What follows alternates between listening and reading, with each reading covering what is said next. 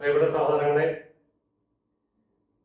നമ്മൾ ഇന്ത്യൻ പോളിറ്റിയാണ് കണ്ടുകൊണ്ടിരിക്കുന്നത്. കഴിഞ്ഞ ക്ലാസ്സുകളിൽ 3 organs of government, executive, legislature, judiciary, അതിനെപ്പറ്റി പറഞ്ഞു കഴിഞ്ഞു. ഇനി അവസാനം ആ 3 കാര്യങ്ങളും നമ്മൾ പഠിച്ചു കഴിഞ്ഞു. ഏകദേശം അതിന്റെ പ്രധാനപ്പെട്ട കാര്യങ്ങൾ പഠിച്ചു കഴിഞ്ഞു. നിങ്ങൾ ഡീറ്റെയിൽ ആയിട്ട് നിങ്ങൾ വേറെ പഠിക്കുമെന്ന് ഞാൻ വിചാരിക്കുകയാണ്. വായിച്ചു നോക്ക്, അതിനെപ്പറ്റി വായിക്കുമെന്ന് വിചാരിക്കുകയാണ്. നോട്ടൊക്കെ എഴുതിയെടുക്കുക. ഇനി നമ്മൾ ഹൈക്കോർട്ട്സ് ഓഫ് ഇന്ത്യ, ഞാൻ ഇതിനകത്ത് ആഡ് ചെയ്തൊരു കാര്യമാണ്. ഇതുമായിട്ട് ബന്ധപ്പെട്ട ജുഡീഷ്യറിയായിട്ട് ബന്ധപ്പെട്ട കാര്യമായതുകൊണ്ട് സുപ്രീം കോടതിയെ പറ്റി, ഹൈക്കോടതിയെ പറ്റി ഏതാനും ചില കാര്യങ്ങൾ നമ്മൾ കഴിഞ്ഞ ക്ലാസ്സിൽ നമ്മൾ പറഞ്ഞു. ഏതാനും ഈ ഹൈക്കോർട്ട്സ് ഓഫ് ഇന്ത്യയെ പറ്റി പറയുമ്പോൾ ഇതിനകത്ത് പല പരീക്ഷകളിലും ചില ചോദ്യങ്ങൾ വന്നിരുന്നു എന്നതിന്റെ പേരിലാണ് ഞാൻ ഇത് ആഡ് ചെയ്യാനായിട്ട് ഉദ്ദേശിച്ചത്. എത്ര കോർട്ടുകൾ, ഹൈക്കോടതികൾ ഇന്ത്യയിലുണ്ട്, അതിൽ ഏറ്റവും കൂടുതൽ സംസ്ഥാനങ്ങളുടെ കാര്യങ്ങള്, ജുഡിസ്ഡിക്ഷൻ ഉള്ള ഹൈക്കോടതി ഏതാണ് ഇന്ത്യയിലെ ഏറ്റവും പഴയ ഹൈക്കോടതി ഏതാണ്, ചാർട്ടേഡ് ഹൈക്കോർട്ട്സ് എന്ന് പറയുന്നത് ഏതൊക്കെയാണ്, അങ്ങനെയൊക്കെ ചില കാര്യങ്ങൾ നമ്മൾ പഠിക്കണം. അതിനെപ്പറ്റിയുള്ള ക്ലാസ് ആണ്. അതിനെപ്പറ്റി ഏതാനും ചില കാര്യങ്ങൾ പറഞ്ഞുകൊണ്ട് നമ്മുടെ ഈ സെഷൻ, ഈ ക്ലാസ്സുകൾ അവസാനിപ്പിക്കും. ഇന്ത്യൻ പോളിറ്റിയെ പറ്റിയുള്ള ഈ ഒരു 3 organs of government അതിനെപ്പറ്റിയുള്ള ക്ലാസ് അവസാനിപ്പിക്കുകയാണ്. ഹൈക്കോർട്ട്സ് ഓഫ് ഇന്ത്യ ഇത് ചില കണക്കുകളാണ്. അതുകൊണ്ട് നിങ്ങൾ ഗഹനമായിട്ട് പഠിക്കുന്ന കാര്യങ്ങളില്ല. വായിച്ചു നോക്കിയാൽ നിങ്ങൾക്ക് ക്ലിയർ ആവും. ശ്രദ്ധിക്കുക, നമുക്ക് ഒരുമിച്ച് ഇത് വായിച്ചു നോക്കി പഠിക്കാം. The High Courts of India are the principal civil courts of original jurisdiction in each state and union territory. High Courts എന്ന് പറയുന്നത് അതിന് ഒറിജിനൽ ജൂറിസ്ഡിക്ഷൻ ഉണ്ട്, ആൻഡ് സ്റ്റേറ്റിലുമുണ്ട്, യൂണിയൻ ടെറിട്ടറിയിലും. ഒറിജിനൽ ആൻഡ് അപ്പർലെറ്റ്, നേരത്തെ നമ്മൾ ഇതിനെപ്പറ്റി പറഞ്ഞപ്പോൾ, സുപ്രീം കോടതിയെ പറ്റി പറഞ്ഞപ്പോൾ ഏതൊക്കെ ജൂറിസ്ഡിക്ഷൻ ആണെന്ന് പറഞ്ഞു. ഒറിജിനൽ, അപ്പർലെറ്റ്, റിട്ട്, അങ്ങനെയൊക്കെ നമ്മൾ പറഞ്ഞില്ലേ, സ്പെഷ്യൽ ജൂറിസ്ഡിക്ഷൻ ഒക്കെ. അപ്പൊ അതിന് പറയുമ്പോൾ ഈ ഹൈക്കോടതിയിൽ ഓരോ സ്റ്റേറ്റിനും അല്ലെങ്കിൽ ഈ ഹൈക്കോടതിയുടെ അധികാര പരിധിയുള്ള യൂണിയൻ ടെറിട്ടറിയിലും ഈ ഒറിജിനൽ ആൻഡ് അപ്പർലെറ്റ്, റിട്ട് ജൂറിസ്ഡിക്ഷൻ ഹൈക്കോടതിക്കുമുണ്ട്. ഹൈക്കോടതി may also enjoy original jurisdiction in certain matters. Original jurisdiction ഉണ്ട്. Then basically the work of most high courts primarily consists of appeals from lower courts. Appellate jurisdiction ഉണ്ട്. Lower കോർട്ടിൽ നിന്ന് appeal വരുമ്പോൾ പരിഗണിക്കുന്നു. അതാണ് പ്രധാനമായിട്ടുള്ള ദൗത്യം. And writ petitions in terms of articles 226 and 227 of the Constitution. നമ്മൾ കഴിഞ്ഞ ക്ലാസ്സിൽ പറഞ്ഞുകൊണ്ട് അതിനോട് ഡീറ്റെയിൽ ആയിട്ടൊന്നും പോകുന്നില്ല. Writ jurisdiction is also and original jurisdiction of the ഹൈക്കോടതി. അത് റിട്ട് ജൂറിസ്ഡിക്ഷനും ഒറിജിനൽ ജൂറിസ്ഡിക്ഷൻ ആയിട്ടാണ് പരിഗണിക്കപ്പെടുന്നത് ഹൈക്കോടതി. Each state is divided into, അപ്പൊ അതിന്റെ ഒരു പിരമിഡിക്കൽ സ്ട്രക്ചർ, അതിന്റെ സ്ട്രക്ചർ നമ്മൾ കാണുകയാണ്. ഹൈക്കോടതിയിലെ അല്ലെങ്കിൽ സ്റ്റേറ്റിലെ കോടതിയുടെ ഒരു സ്ട്രക്ചർ ഒറ്റ നോട്ടം നമ്മൾ കാണുക.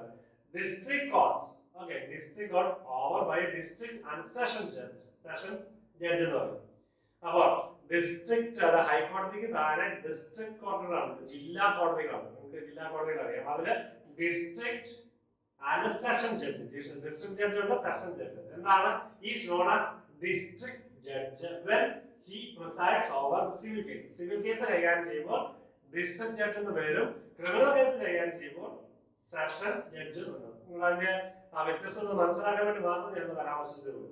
He is the highest judicial authority below a high court judge. അതായത് ഹൈക്കോടതിയുടെ മുകളിലുള്ള, ഹൈക്കോടതിയുടെ തൊട്ട് താഴെയുള്ളതാണ് ഡിസ്ട്രിക്ട് കോർട്ട്. അപ്പം ഡിസ്ട്രിക്ട് കോർട്ടിന്റെ മുകളിൽ ഹൈക്കോടതി. ബിലോ ഹിം, അതായത് ഡിസ്ട്രിക്ട് കോർട്ടിന്റെ താഴെ there are courts of civil jurisdiction and known by different names in different states. അതിന് താഴെ കോർട്ടുകളുണ്ട് അധികാരപരിധിയിൽ. Under Article 141 of the Constitution, all courts in India, including high courts, are bounded by the judgment and the orders of Supreme Court of India by precedents. അറിയാവുന്ന കാര്യങ്ങളാണ്, നേരത്തെ പറഞ്ഞിട്ടുള്ള കാര്യങ്ങളാണ്. ഇനി നമ്മൾ കുറെ ഫാക്സുകളിലേക്ക് പോവുകയാണ്, കണക്കുകളിലേക്ക് പോവുകയാണ്, ഡേറ്റുകളിലേക്ക് പോവുകയാണ്. നിങ്ങൾ ശ്രദ്ധിക്കുക. The Calcutta High Court is oldest high court in അതുപോലെ ഹൈക്കോടതിയിലെ ഏറ്റവും പഴയ കോർട്ടാണ് കൽക്കട്ട ഹൈക്കോടതി. Established on 1st July 1862. ഈ 1862 3 കോടതികളാണ് ഉണ്ടായിരുന്നത്. ബ്രിട്ടീഷ് ഗവൺമെന്റിന്റെ പ്രത്യേക ഭരണ പരിഷ്കാരം കോടതികൾക്ക് വേണ്ടിയുള്ള നിയമം ഇൻട്രൊഡ്യൂസ് ചെയ്തുകൊണ്ട് കോടതികളെ എസ്റ്റാബ്ലിഷ് ചെയ്യാണ്. 3 നമ്മൾ നേരത്തെ ക്ലാസ്സിൽ പറഞ്ഞത് നിങ്ങൾ ഓർക്കുന്നുണ്ടാവും. ഇന്ത്യയുടെ ചരിത്രത്തെ പറ്റി പറഞ്ഞപ്പോൾ നമ്മൾ പറഞ്ഞത് നിങ്ങൾ ഓർക്കുന്നുണ്ടാവും. ഇന്ത്യക്ക് ബ്രിട്ടീഷുകാരുടെ ഭരണകാലത്ത് 3 പ്രസിഡൻസികളായിരുന്നു ബ്രിട്ടീഷ് ഇന്ത്യക്ക് ഉണ്ടായിരുന്നത്. ബ്രിട്ടീഷ് പ്രസിഡൻസി ഏതൊക്കെയാണ്? കൽക്കട്ട, ബോംബെ ആൻഡ് മദ്രാസ്. അത് ഏറ്റവും പ്രധാനപ്പെട്ടതും ആദ്യം ഇവരുടെ ഭരണകേന്ദ്ര സ്ഥിരാകേന്ദ്രമായിരുന്നു എന്ന് പറഞ്ഞ തലസ്ഥാനമായിരുന്നു കൽക്കട്ടയാണ്. അപ്പൊ അങ്ങനെ ഇന്ത്യയിൽ കൽക്കട്ട ഒരിക്കലും നിങ്ങൾ മറക്കാതിരിക്കാൻ വേണ്ടി ഒരു ലിങ്ക് ഞാൻ തന്നതാണ്. കൽക്കട്ട ഹൈക്കോർട്ടാണ് ഏറ്റവും ആദ്യത്തെ ഹൈക്കോർട്ട് നിങ്ങൾ ചിന്തിക്കാൻ വേണ്ടി. ബ്രിട്ടീഷുകാരുടെ ഏറ്റവും ആരംഭത്തെ കോടതി, ആരംഭത്തിലെ പ്രസിഡൻസി അല്ലെങ്കിൽ അവരുടെ ഭരണം ഡൽഹിയിലേക്ക് ഭരണം തലസ്ഥാനം മാറ്റുന്നതിന് മുമ്പ് കൽക്കട്ടയായിരുന്നു. അപ്പൊ കൽക്കട്ടയിലായിരിക്കും ആദ്യത്തെ കോടതി വരുന്നത്. സാധാരണ ചിന്തിച്ചാൽ മതി. എന്തായിരുന്നു? 1 ജൂലൈ 1862 1857 ഒന്നാം സ്വാതന്ത്ര്യ സമരത്തിന് ശേഷമാണ് ഈ ആക്ട് വരുന്നത്. അതിനുശേഷമാണ് ചിന്തിക്കുക. അപ്പൊ അടുത്ത ക്ലൂ കിട്ടിയില്ലേ? പെട്ടെന്ന് നിങ്ങൾക്ക് ഓർമ്മ എന്നായിരുന്നു ഈ സ്ഥാപനം ചിന്തിച്ചാൽ ഉടനെ ഓർമ്മയിൽ വരും. ഒന്നാം സ്വാതന്ത്ര്യ സമരത്തിന് ശേഷം. അപ്പൊ ഒന്നാം സ്വാതന്ത്ര്യ സമരം എന്നായിരുന്നു 1857. അപ്പൊ ഒന്നാം സ്വാതന്ത്ര്യ സമരത്തിന് തൊട്ടടുത്താണ് ഇത്. അപ്പൊ നമ്മൾ ഓട്ടോമാറ്റിക്കായിട്ട് ഓർക്കണം 1862. ഏതായിരുന്നു? Court? High court of Calcutta. Okay. The buildings of Bombay high court. ഇനി രണ്ടാമത്തെ ഫാക്ട്സ് പറഞ്ഞതൊന്നും മാറ്റി പറ്റിയാണ്. കണക്ഷൻ നേരത്തെ ക്ലാസ്സുകളുള്ള പോലെ കണക്ട് ചെയ്തല്ല പോകുന്നത്. ഈ 3 കോർട്ടുകള് ഇത് ഈ കൽക്കട്ട കോർട്ടിന്റെ പ്രത്യേകത ആദ്യത്തെ കോർട്ടാണ്. രണ്ടാമത്തെ 2 കോർട്ടുകള്, അതായത് ഹരിയാന കോർട്ടിനും ബോംബെ കോർട്ടിനുള്ള പ്രത്യേകത എന്താണ്? അത് യുനെസ്കോയുടെ വേൾഡ് ഹെറിറ്റേജിലുള്ളതാണ്. ഇന്ത്യയുടെ. അത് എന്തുകൊണ്ടാണ്? The buildings of Bombay high court as A part of Victorian and art ensemble of Mumbai. അതായത് വിക്ടോറിയൻ ആർക്കിടെക്ചർ അതിന്റെ ഭാഗമാണ്. നമ്മുടെ ബോംബെയിലെ വിക്ടോറിയൻ ടെർമിനൽ, ഇപ്പൊ അത് CST ടെർമിനൽ എന്ന് അറിയപ്പെടുന്നു. ഛത്രപതി ശിവജി ടെർമിനൽ. അത് യുനെസ്കോയുടെ വേൾഡ് ഹെറിറ്റേജ് സൈറ്റിൽ പെട്ടതാണ്. അപ്പോൾ അതിനെപ്പറ്റി ആ യുനെസ്കോയുടെ വേൾഡ് ഹെറിറ്റേജ് സൈറ്റിനെ പറ്റിയുള്ള ക്ലാസ്സുകൾ നമ്മൾ അടുത്ത ദിവസങ്ങളിൽ അതിനെപ്പറ്റി ക്ലാസ്സുകൾ നമ്മൾ കാണും. അപ്പൊ നിങ്ങൾ പിന്നീട് നമ്മൾ അതിനെപ്പറ്റി ചിന്തിക്കാം. ഇപ്പൊ നിങ്ങളുടെ ഈ ബോംബെ ഹൈക്കോർട്ടും ഹരിയാന ഹൈക്കോർട്ടും ഒരു പ്രത്യേകത നിങ്ങൾ നോക്കുക. അത് യുനെസ്കോയുടെ വേൾഡ് ഹെറിറ്റേജ് സൈറ്റിൽ പെട്ടതാണ്. വിക്ടോറിയൻ ആർക്കിടെക്ചറിന്റെ ഭാഗമായതുകൊണ്ടാണ് Bombay high court, building of Bombay ഹൈക്കോർട്ടും. ഇത്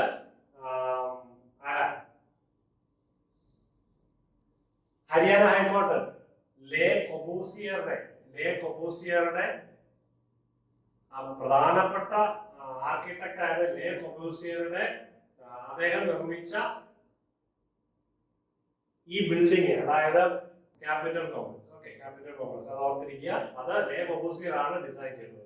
ലേ കൊബൂസിയർ ഇന്ത്യയിൽ മാത്രമല്ല ഫ്രാൻസില് നിരവധി തവണ, ലാറ്റിൻ അമേരിക്കയിലുണ്ട്.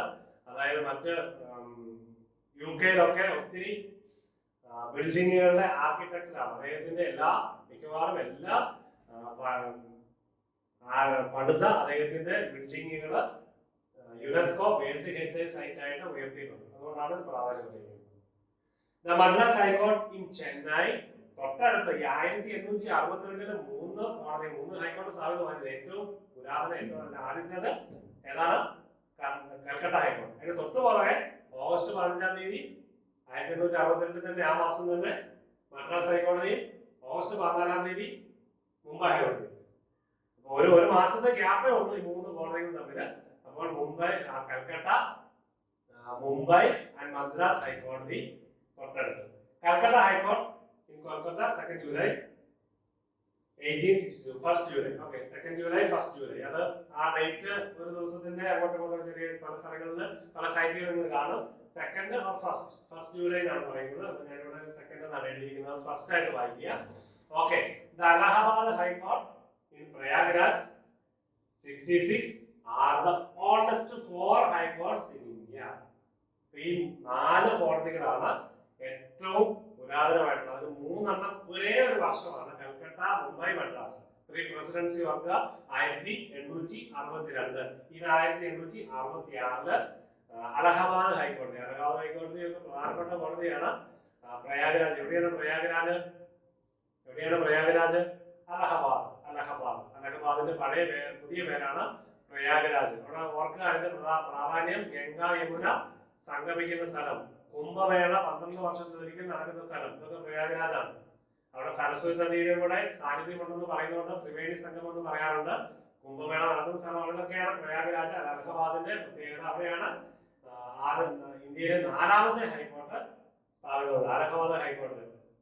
അലഹബാദ് ഹൈക്കോടതി. ഓക്കെ, എത്രയാണ് ഇന്ത്യയിൽ ഇന്ന് ഹൈക്കോടതി ഉള്ളത്? 25 high courts in India. There are 25 high courts in India. The Calcutta High Court, established in 62, is the oldest in India. The Bombay, Madras are established the same year.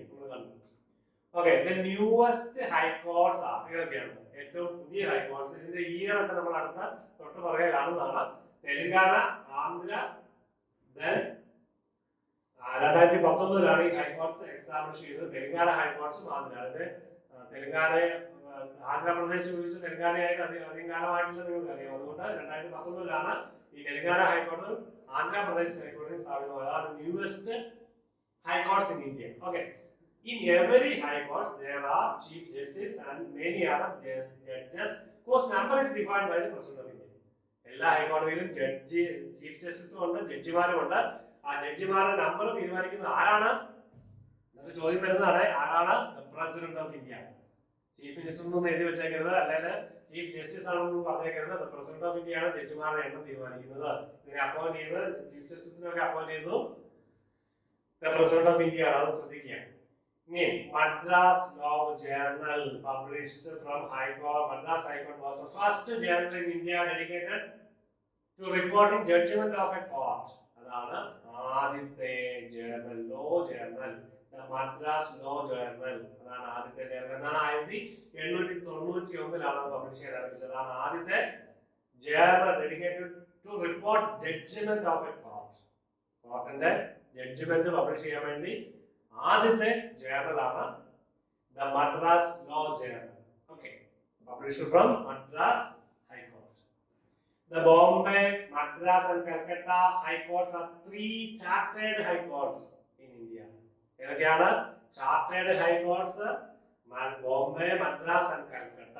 Calcutta, Bombay, Madras. അതാണ് ഓർഡർ. കൽക്കട്ട, ബോംബെ, മദ്രാസ്. ഓക്കെ, എന്തുകൊണ്ടാണ് the Indian High Courts Act of 1861 was an act of Parliament of the UK, United Kingdom, to authorize Crown to create high courts. ഇത് charter act എന്ന് വേണമെന്ന് പറയാം, അല്ലെങ്കിൽ British government act of 1861. High court, ഇത് Indian high court act of 1861 was an act of Parliament of United Kingdom to authorize the Crown. ക്രൗണിനെ authorize ചെയ്ത് എന്തിനു വേണ്ടിയാണ്? To create high courts in Indian colony. Indian കോളനിയിൽ ഹൈക്കോർട്ട് സ്ഥാപിക്കാൻ വേണ്ടി ക്രൗണിനെ ക്വീൻ വിക്ടോറിയ ആക്ടിനെ ചുമതലപ്പെടുത്തി. അതിനനുസരിച്ച് Queen Victoria created high courts in Calcutta, Madras and Bombay by the letters patent in 1862. 1861 നിയമം പാസാക്കി ക്വീൻ വിക്ടോറിയയെ ചുമതലപ്പെടുത്തി. ക്വീൻ വിക്ടോറിയ 3 കോടതികൾ സ്ഥാപിച്ചു, Calcutta, Bombay and Madras. 1862 July August മാസത്തിൽ. ഓർക്കുന്നുണ്ടാവും, ജൂലൈ 1, ഓഗസ്റ്റ് 14, ഓഗസ്റ്റ് 15 തീയതികളാണ് ഈ 3 കോർട്ടുകളും സ്ഥാപിതമാകുന്നത്. അതുകൊണ്ടാണ് ചാർട്ടേഡ് ഹൈക്കോടതി എന്ന് അറിയപ്പെടുന്നത്. Government of United kingdom chart ചെയ്ത കോടതി. അല്ലെങ്കിൽ ആ രീതിയിൽ നമുക്ക് ചിന്തിക്കാം. ഓക്കെ, അങ്ങനെ നിങ്ങൾ ചിന്തിച്ചാൽ മതി.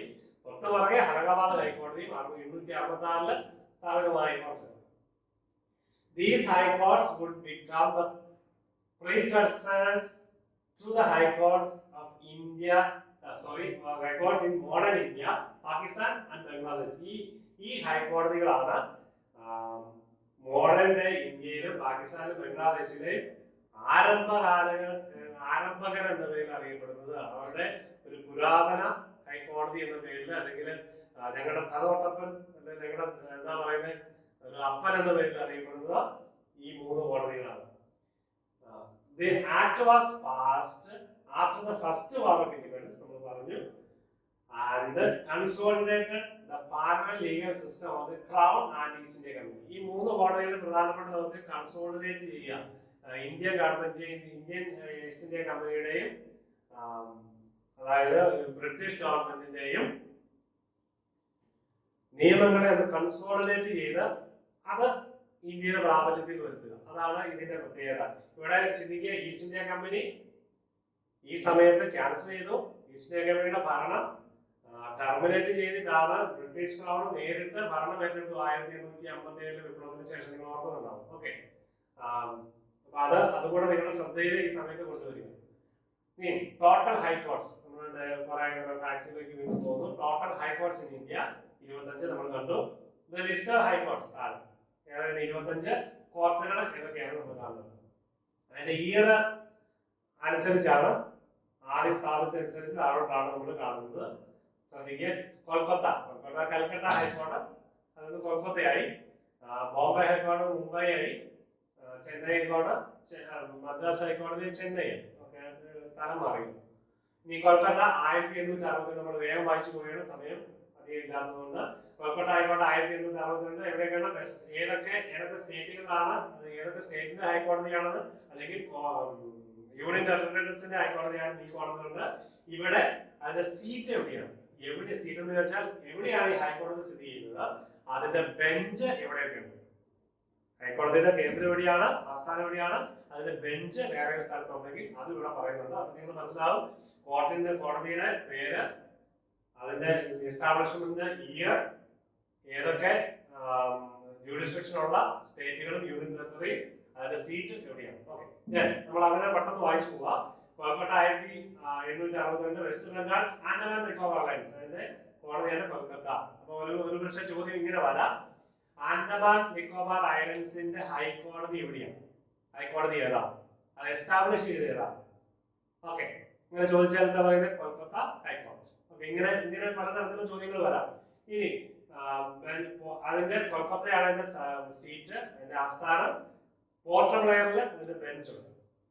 ഇനി ബോംബെ 1862, മഹാരാഷ്ട്ര, ദാദ്ര നഗർ ഹവേലി, ദാമൻ ദിയു ആൻഡ് ഗോവ, ബോംബെ ഹൈക്കോടതി. മുംബൈ ബെഞ്ച് പനജിയിലുണ്ട്, ഔറംഗാബാദിലുണ്ട്, നാഗ്പൂരിലുണ്ട് മുംബൈ ഹൈക്കോടതിന്റെ bench. Chennai 1862, Tamil Nadu and Puducherry. Okay, Pondicherry Puducherry. Chennai bench at Madurai. Allahabad 1866, Uttar Pradesh, Allahabad bench at Lucknow. Karnataka 1884, Karnataka Bengaluru bench at Dharwad and Gulbarga. Patna 1916, Bihar Patna. ഇനി Jammu and Kashmir 1928, Jammu and Kashmir, Srinagar and Jammu. Srinagar and Jammu രണ്ടിടത്തും ഉണ്ട്. പഞ്ചാബ് ആൻഡ് ഹരിയാന 1947, പഞ്ചാബ്, ഹരിയാന, ചണ്ഡീഗഡ്. നേരത്തെ കണ്ട് ക്യാപിറ്റൽ കോംപ്ലക്സ് ചണ്ഡീഗഡ്, അതിന്റെ സീറ്റ് ചണ്ഡീഗഡ് ആണ്. ഗുവാഹട്ടി, ഇത് പ്രധാനപ്പെട്ടതാണ്. ഏറ്റവും കൂടുതൽ സ്റ്റേറ്റുകൾക്ക് ജൂറിസ്ഡിക്ഷൻ ഉള്ള കോടതിയാണ് ഇന്ന് ഗുവാഹട്ടി. നാളെ മാറുന്നത് എനിക്കറിയത്തില്ല. എനിവേ ഇപ്പൊ ഗുവാഹത്തിയാണ്. 1948 ആസാം, നാഗാലാൻഡ്, മിസോറാം, അരുണാചൽ പ്രദേശ്. ഓക്കെ, അപ്പൊ 4 സംസ്ഥാനം, ആസാം, നാഗാലാൻഡ്, മിസോറാം, അരുണാചൽ, 4 സംസ്ഥാനങ്ങളിൽ ജൂറിസ്ഡിക്ഷൻ ഉള്ള ഹൈക്കോടതിയാണ് ഗുവാഹട്ടി ഹൈക്കോടതി. 1948 ഗുവാഹട്ടി ബെഞ്ച് അറ്റ് കോഹിമ, ഐസ്വാൾ, അനിതാനഗർ. എല്ലാ സംസ്ഥാനങ്ങളിലും തലസ്ഥാനങ്ങളിൽ ഈ കോടതിയുടെ ബെഞ്ചുണ്ട്. ഇനി ഇവിടെ ഈ സംസ്ഥാനങ്ങളിൽ ഹൈക്കോടതി സ്ഥാപിക്കുകയാണെങ്കിൽ ഇപ്പൊ നമ്മൾ ഈ പറഞ്ഞ പേര് നഷ്ടപ്പെട്ടേക്കാം. Orissa 1948, Orissa Cuttack. Rajasthan 1949, Rajasthan Jodhpur bench at Jaipur. Madhya Pradesh 1956, Madhya Pradesh Jabalpur bench at Indore, Gwalior. Kerala 1958, Kerala Lakshadweep bench at Ernakulam. Gujarat 1960, Gujarat Ahmedabad. Gandhinagar എന്നുള്ള പേരിലേക്ക് വരുന്നു. ഡൽഹി 1966, ഡൽഹി തന്നെ. ഹിമാചൽ പ്രദേശ് 1966, ഹിമാചൽ പ്രദേശ് ഷിംല. സിക്കിം 1975, സിക്കിം ഗാംഗ്ടോക്ക്. ഛത്തീസ്ഗഡ് 2000, ഛത്തീസ്ഗഡ് ബിലാസ്പൂർ. Okay, Uttarakhand 2000 establishment. ഉത്തരാഖണ്ഡാണ്, നൈനിറ്റാളിലാണ് അതിന്റെ ആസ്ഥാനം. ജാർഖണ്ഡ് 2000, ജാർഖണ്ഡ് റാഞ്ചിയിലാണ് ആസ്ഥാനം. ത്രിപുര 2013, ത്രിപുര അഗർത്തലയിലാണ് ഇതിന്റെ ആസ്ഥാനം. മണിപ്പൂർ 2013 മണിപ്പൂർ ഇംഫാൽ. മേഘാലയ 2013 മേഘാലയ ഷില്ലോങ്. ഇതൊക്കെ മുൻപ് ത്രിപുരയും മണിപ്പൂർ മേഘാലയൊക്കെ ഗുവാഹട്ടി ഹൈക്കോടതിയുടെ ഭാഗമായിരുന്നു. ഓക്കെ, അത് 2013 അത് വേർതിരിച്ചത്. ഇനി ആന്ധ്രാപ്രദേശ് 2019 ന്യൂവസ്റ്റ് ഹൈക്കോടതി. ആന്ധ്രാപ്രദേശ് അമരാവതിയാണ് ആന്ധ്രാപ്രദേശിന്റെ പുതിയ ക്യാപിറ്റൽ. പണി നടന്നുകൊണ്ടിരിക്കുന്നു. തെലങ്കാന 2019 തെലങ്കാന ഹൈദരാബാദ്. ഓക്കെ, ഇനി അപ്പൊ അത് നിങ്ങൾ കണ്ടു കഴിഞ്ഞ് ഡേറ്റ് ഓർക്കുക. എവിടെയാണ് സ്ഥലം, എസ്റ്റാബ്ലിഷ്മെന്റ് ഡേറ്റ് ഓർക്കുക. ഏതൊക്കെ സ്റ്റേറ്റുകൾ, ഏതൊക്കെ കേന്ദ്രഭരണ പ്രദേശങ്ങളുടെ ജൂറിസ്ഡിക്ഷൻ ഉണ്ടെന്ന് നോക്കുക. അതിന്റെ സീറ്റ് എവിടെയാണെന്ന് നോക്കുക. ബെഞ്ച് എവിടെയൊക്കെ ഉണ്ടെന്ന് നോക്കുക. ഇനി അപ്പോയിന്റ്മെന്റ് ഓഫ് ജഡ്ജസ് പെട്ടെന്ന് നോക്കുക. The Chief Justice of High Court is appointed by the President with the consultation of the Chief Justice of the Supreme Court and the Governor of the State. സംസ്ഥാനത്തെ ഹൈക്കോടതിയുടെ chief ജസ്റ്റിസിനെ നിയമിക്കുന്നത് supreme കോടതി president ആണ്. Supreme കോടതി chief ജസ്റ്റിസിന്റെയും governor of the സ്റ്റേറ്റിന്റെയും കൺസൾട്ടേഷനോട് കൂടിയാണ്. Okay, ഇനി the other judges are appointed by the will of the President, Governor and the Chief Justice of the High Court. Okay, then qualification of judges: he should be a citizen of India. Then he should have been an advocate in one or more high courts, ഒന്നിൽ കൂടുതൽ ഹൈക്കോടതിയിൽ for a period of at least 10 years in subordinate courts in India. Okay, high courts in India, or a judge for at least 10 years high courts in India, അതായത് advocate in one or more high courts in India, അല്ലെങ്കിൽ a judge for at least 10 years in subordinate courts in India. At least 10 years a judge ആയിരിക്കും. Okay, then the retirement age of the Supreme Court judge 65, High Court judge 60 ആയിരുന്നു. It was increased 62 by the Constitution 15th Amendment Act 1963. Supreme Court judge retirement age 65 ആണ്. ഹൈക്കോടതി judge 62. 1963 15ാം ഭരണ കോൺസ്റ്റിറ്റ്യൂഷന്റെ ഭേദഗതി അനുസരിച്ച്, നേരത്തെ 60 ആയിരുന്നു, 63 15ാം constitution amendment അനുസരിച്ച് 1963 62 വയസ്സായിട്ട് ഉയർത്തി. ഇപ്പോൾ chief justice of India retirement age 65, ഹൈക്കോടതി ജഡ്ജ് 62. ഓക്കെ, ഇപ്പൊ നമ്മൾ ഈ ക്ലാസ് അവസാനിപ്പിക്കുകയാണ്. പ്രധാനപ്പെട്ട ഫാക്ട്സ് നമ്മൾ ചർച്ച ചെയ്തു. അല്പം കൺഫ്യൂഷൻ ഉണ്ടാവും, അത് ഈ ഡേറ്റുകളൊക്കെ പറയുന്നതുകൊണ്ടാണ്. അവിടെ എഴുതിയിട്ടുള്ളത് നിങ്ങൾ അത് വായിക്കുന്നുണ്ട്, അതുകൊണ്ട് കുഴപ്പമൊന്നുമില്ല. ഏതായാലും ക്ലിയർ ആയിട്ട് നോക്കുക, നന്നായിട്ട് പഠിക്കുക. ഇതൊക്കെ കാണാതെ പഠിച്ചിരിക്കണം, ഓർത്തിരിക്കുക. ചില ലിങ്കുകൾ ഉപയോഗിച്ച്, ചില ട്രിക്കുകൾ ഉപയോഗിച്ചൊക്കെ നിങ്ങൾ ഇത് പഠിച്ചിരിക്കുക, ഓർമ്മയിൽ സൂക്ഷിക്കുക. ഓക്കെ, എല്ലാവർക്കും എല്ലാ ഭാഗങ്ങളും ആശംസിക്കുന്നു. അപ്പോൾ നമ്മുടെ ഈ 3 organs of government, legislature, judiciary and executive, 3 ടോപ്പിക്കുകളെ പറ്റി ക്ലാസ്സുകൾ അവസാനിച്ചിരിക്കുകയാണ്. നിങ്ങൾക്ക് എല്ലാവർക്കും പ്രത്യേകം നന്ദി. ഇനി അടുത്ത ക്ലാസ്സുകളിൽ അടുത്ത വിഷയമായിട്ട് നമ്മൾ അടുത്ത ദിവസം കാണുന്നതായിരിക്കും.